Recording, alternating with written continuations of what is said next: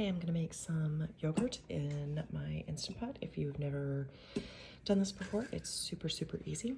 So I have just regular store-bought whole milk. I've only ever made it with whole milk or 2% milk. I'm not sure how well others would work. And I have some heavy cream that is nearing its end of its expiration, so I'm just going to toss that in as well. And then we are going to put it on, and we are going to turn the yogurt button, and we're going to hit adjust until it says boil. And now we're just going to let it do its thing, and it's going to cook until it gets to usually about 165 degrees. And you can actually use just a regular plain cup of yogurt as the starter.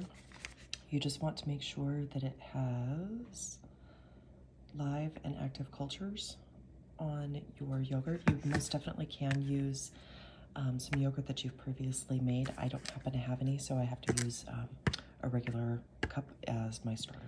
Okay, so now you can see that the timer has gone off and it now says yogurt on our Instant Pot. So we're just going to take our lid off.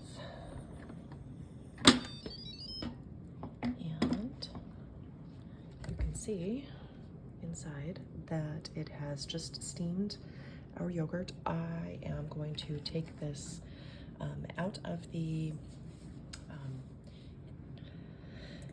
okay, so you can see that we are just right at about 115 degrees. So it has come down from the 175 down to 115. There is a little bit of this film on here that I'm going to remove. You don't necessarily have to, but it will end up in your yogurt otherwise, so I kind of scoop it off. And now I'm just gonna take my cup of yogurt. I don't mix it in with a small amount of the milk as some other people do. I just dump her on in.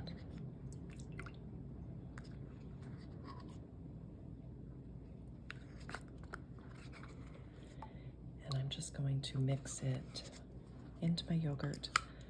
I try not to scrape the bottom of the pan because there can be a little bit of scalded milk on the bottom of your pan that I don't really want to encourage to float around in with my yogurt. So I just kind of loosely mix it back in. Now I'm just going to put my lid back on, and we're going to come back and hit yogurt again, adjust, and if you hit the adjust button twice, it will bring it to 8 hours. You can increase it higher. If I had a lot, like if I was doing a whole gallon in here, I would increase the time a little bit, but for just the half a gallon, 8 hours should be sufficient. So I will just run, and now it's going to cook the yogurt, and 8 hours later, we will have yogurt. So it's been 8 hours. My Instant Pot has gone off, and the yogurt is done. I have this strainer. It has two different pieces. This brand, Euro Cuisine, and it has two different pieces to it.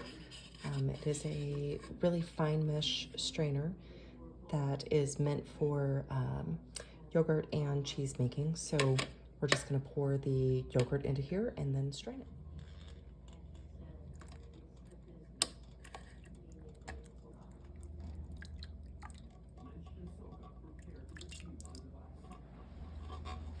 She's full.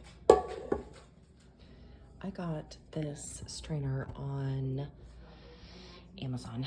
I think you can find it elsewhere, but it has two different layers to it. It does have some measuring information on it, but it will slowly strain the whey and separates the yogurt from the whey. Good morning. I have strained my yogurt overnight, and this is what it looks like. And so now I am just going to take it out of this container, and I'm just going to store it in anything, doesn't matter. But that is all of the whey that will be left at the bottom. That's why I like this, so that I don't have to use cheesecloth or anything. It is dishwasher safe. And now we have yogurt.